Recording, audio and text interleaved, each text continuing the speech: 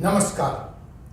Force supreme law partners के इस नए एपिसोड में मैं हाजिर हूं लेकर एक नया मुकदमा।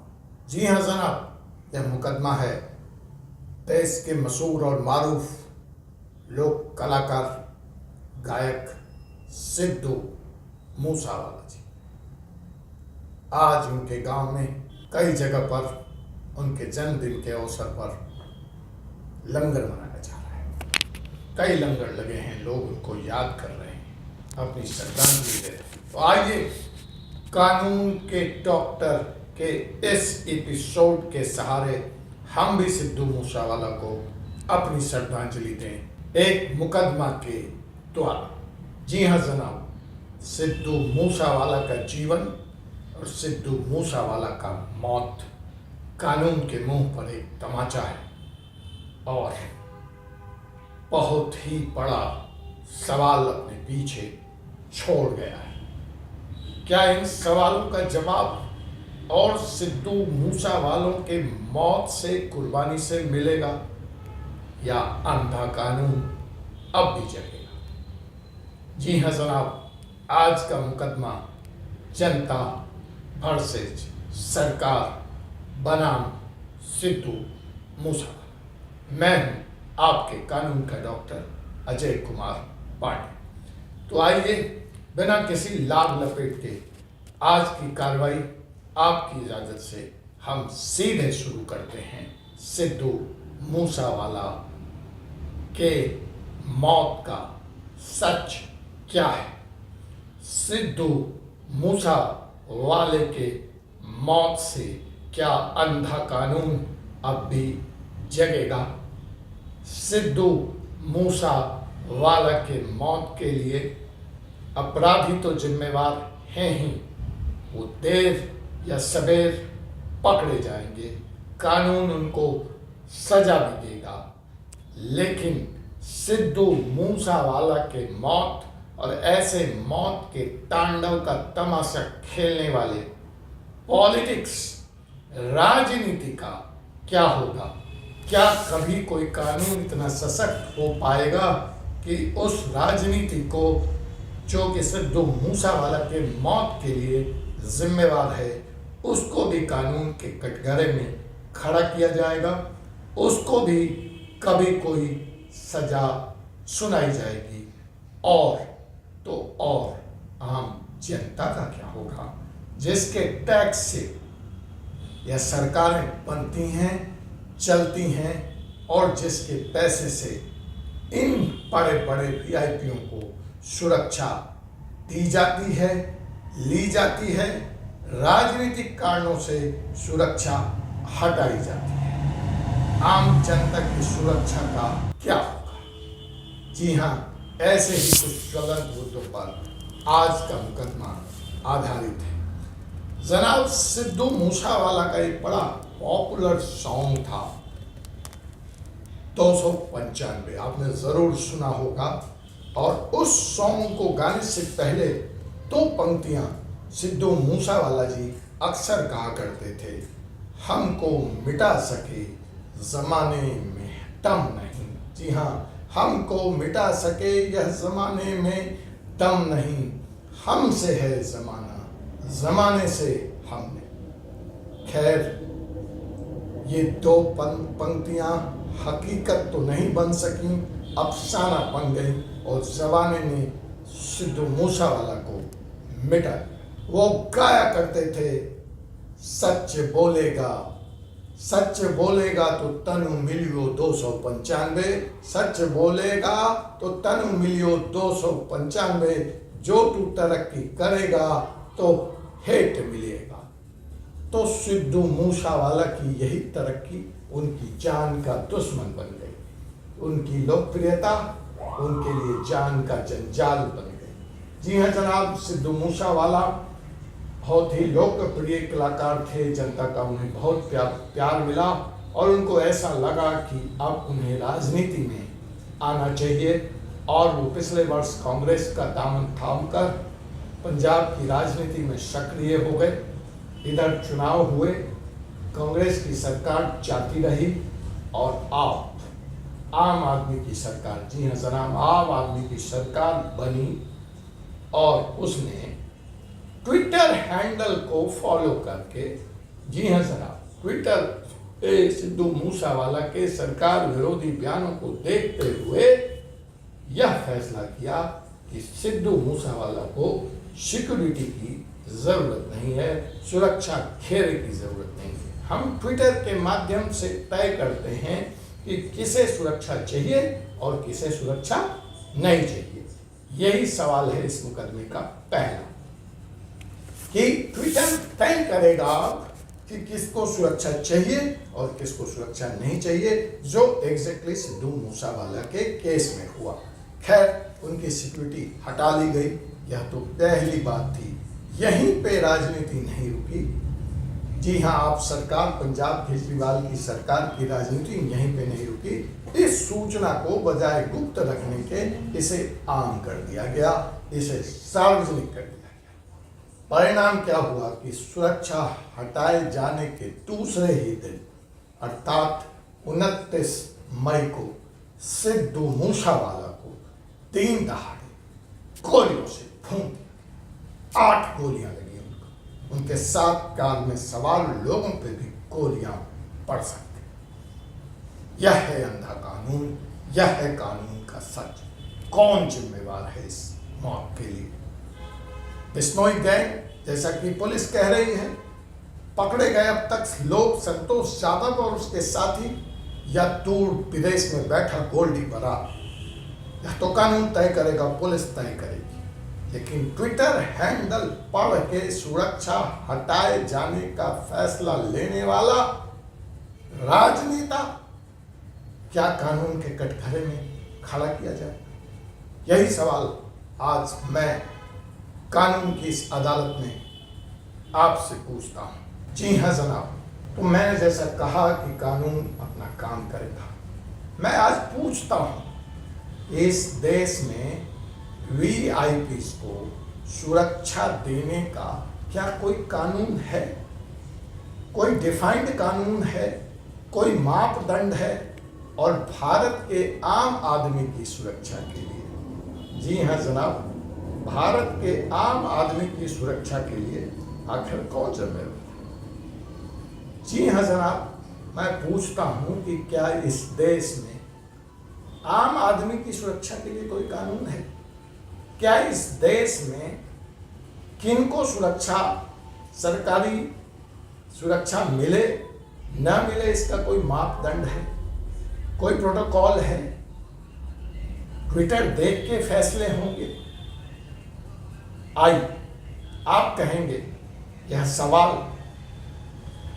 कहां से ला रहे हैं आप वकील साहब? जी हाँ जनाब, मैं यह सवाल इसलिए ला रहा हूं कि ट्विटर देख करके फैसला लेने वाली सरकारें जग जाओ, आम आदमी की कद्र कर लो, जिनके वोट से आप सत्ता में आते हो, जिनके टैक्स के मनी से आप सुरक्षा लेते हो, हटाते हो, पुलिस का काम बढ़ाते हो। Indian bureau of police research and development का एक डाटा है जनाब कि इस वक्त देश में एक तरफ भारी पुलिस बल की कमी, पुलिस बल की कमी का रोना रोकर आम आदमी को थाने में न्याय नहीं मिलता, उसकी शिकायतें दर्ज नहीं की जा सकती, उनके सुरक्षा की बात तो दूर है। दूसरी तरफ 70,000 पुलिसकर्मी, जिस देश में सुरक्षा बलों की भारी कमी हो, उस देश में 70,000 सुरक्षा कर्मी वीआईपी सुरक्षा में लगे, जो वीआईपी के लिए दूध लाते हैं, सब्जी लाते हैं, फल लाते हैं, बागवानी करते हैं, उनके बच्चों को स्कूल ले जाते हैं। जी हाँ जनाब, आम आदमी की चिंता किसी को भी नहीं है।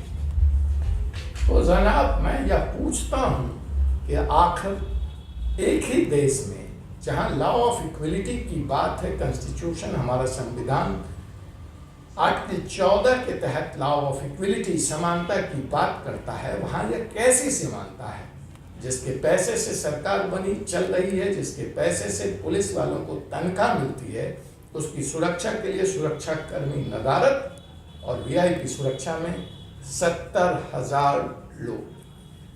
अब इसमें बड़ा दिलचस्प बात यह है कि हमाम में सब नंगे। आप ये नहीं कह सकते कि इसमें कोई झूठ कर रहा है। तो जो जनाब इस वक्त सबसे ज़्यादा सुरक्षा कर्मी जिस राज्य में सुरक्षा मुहैया वीआईपीओं को करा रहे हैं, आप जानना चाहेंगे वह कौन सा राज्य है? जी हाँ जनाब, वह राज्य है ममता दीदी का पश्चिम बंगाल, जो आए दिन मोदी जी पर बिफड़ती रहती और जहां सुरक्षा कर्मी वीआईपी सुरक्षा में लगे हों भारी कमी के बावजूद, तो वहां तोड़ फोड़, आगजनी, ट्रेन पे पथराव, हमला तो होना ही है। अब आपको समझ में आया असली कारण? नुपुर शर्मा के बयान का बहाना बनाकर पूरे पश्चिम बंगाल में आगजनी करने का ये है असली कारण। तो दूसरा राज्य शीर्ष पर है वह है पंजाब। जी हाँ, पंजाब, जहां सिद्धू मूसेवाला की दिनदहाड़े हत्या की गई। मैं अगली एपिसोड में इस वक्त पंजाब में पूरे तौर पर बिगड़ी हुई कानून व्यवस्था के डाटा लेकर आपके सामने पेश होऊंगा। तो इसलिए अगर आपने इस चैनल को अब तक सब्सक्राइब नहीं किया है तो सब्सक्राइब कर लें, बेल आइकन बटन को दबा लें, ताकि मैं आपको पंजाब के आप सरकार की मौजूदा सुरक्षा व्यवस्था की सच्चाई अगले एपिसोड में पेश कर सकूं। आम आदमी तो आम आदमी छोड़िए जनाब, पुलिस वाले सुरक्षित हैं। वो आपको क्या सुरक्षा देंगे? 70,000 पुलिस वाले वीआईपी सुरक्षा में लगे हैं और आम आदमी के लिए बहाना है कि पुलिस वाले नहीं। तो जी हाँ जनाब, दूसरे नंबर पर आता है वीआईपी सुरक्षा में कार्यरत पुलिस कर्मियों की संख्या के आधार पर पंजाब, और तीसरे स्थान पर है न्याय बाबू का, ईमानदार बाबू का, नीतीश कुमार जी का बिहार। तो इन तीन राज्यों में सबसे ज्यादा पुलिसकर्मी वीआईपी सुरक्षा में लगे हैं। और मजेदार बात यह है कि ये तीनों राज्य आतंकवाद प्रभावित नहीं है। ये तीनों राज्य में कोई इस तरह का फिलहाल ट्रैक रिकॉर्ड नहीं मिलता है कि यहाँ आंदोलन हो रहे हैं, वायलेंस हो रहा है, हिंसा हो रही है, इसलिए इन वीआईपीओ को विशेष खतरा है। जी हाँ जनाब, ये एक तरह से in comparison to Naxal infested, जो नक्सलवाद से प्रभावित राज्य हैं, जो आतंकवाद से प्रभावित राज्य हैं, उनसे बहुत बेहतर स्थिति में है, मसलन जम्मू कश्मीर और छत्तीसगढ़। नक्सल प्रभावित क्षेत्र, आंध्र का कुछ क्षेत्र, तेलंगाना का कुछ क्षेत्र, वहां पे इतना सुरक्षा कर्मी वीआईपी सुरक्षा में तैनात नहीं है, जो कि टेररिस्ट इन्फेस्टेड है, आतंकवाद प्रभावित है। भूलिएगा मत, ये वही छत्तीसगढ़ है जनाब, जहां पे कुछ दिन पहले पूरी की पूरी कांग्रेस लीडरशिप समाप्त कर दी, बम के द्वारा उड़ा दी गई। तो जहां पे राजनीतिक इतने खतरे में काम कर रहे हैं वो राज्य है छत्तीसगढ़। वहां भी इतने सुरक्षाकर्मी वीआईपी सुरक्षा प्रदान नहीं कर रहे हैं। वीआईपी सुरक्षा कहां प्रदान हो रही है? वेस्ट बंगाल नंबर 1, नंबर 2 पर है आपका पंजाब और नंबर 3 पर है बिहार। इस वक्त बंगाल में 30,000 सुरक्षाकर्मी वीआईपी सुरक्षा मुहैया करा रहे हैं 500 वीआईपी। तो आप निकाल लीजिए 30,000 डिवाइडेड बाई 500, एक वीआईपी में कितने सुरक्षा कर्मी इस वक्त लगे हैं या लगाए गए हैं। जो दूसरा राज्य है वो है पंजाब, जहां इस वक्त 2,500 सुरक्षा कर्मी वीआईपीओं को सुरक्षा मुहैया करा रहे हैं। इंडिया में मौजूदा वक्त में 1 लाख जनता पर मात्र 150 पुलिसकर्मी मुस्तैद हैं, मुहैया हैं, जबकि एक वीआईपी पर अगर आप संख्या निकालें तो 25 से 30 की यह संख्या। तो वीआईपी की कीमत है आम आदमी की कीमत से ज़्यादा एक वीआईपी के लिए 30 से 35 सुरक्षाकर्मी, वहीं 1 लाख आम आदमी के लिए 155 सुरक्षाकर्मी। जो यूनाइटेड नेशंस है, जो संयुक्त राष्ट्र है, वह यह सवाल उठाती है कि कम से कम भारत जैसे देश में 225 से 230 सुरक्षाकर्मी 1 लाख की जनसंख्या पर जरूर मौजूद होने चाहिए। अब सवाल है कि सुरक्षा प्रदान, वीआईपी को सुरक्षा प्रदान करने की इस नीति की समीक्षा कौन करेगा? अदालत समय समय पर निर्णय और आदेश पारित करते रहते हैं, लेकिन अंतिम जिम्मेवारी तो सरकार की बनती है।